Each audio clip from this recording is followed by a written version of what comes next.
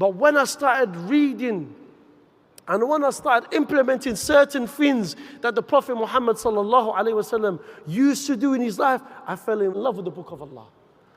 Ask yourselves, man, when was the last time you opened the Book of Allah? If your Quran has dust on it and it's on the top shelf, question yourself as a Muslim.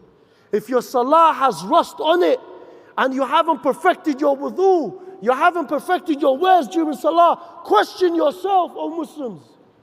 Question yourselves. What is your purpose?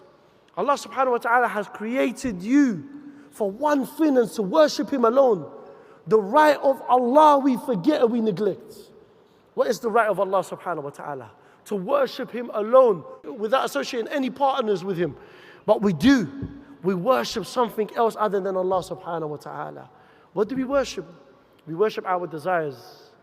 We worship our egos, our arrogance, how we portray this image of Islam to people.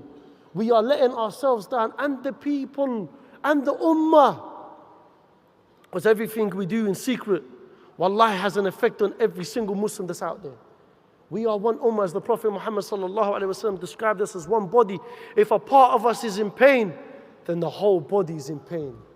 If you feel a headache, the whole body feels it. How many of you, be honest, how many of you have had a toothache? Put your hand up. Toothaches.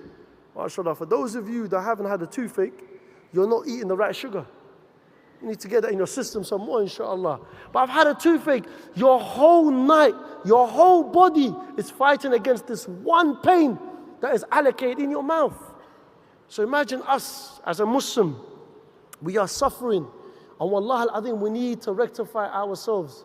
We need to remember. Allah subhanahu wa ta'ala says in the Quran, وَلَا تَقُولُونَ كَالَّذِينَ نَسُوا اللَّهِ فَأَنْسَاهُمْ أَنفُسَهُمْ.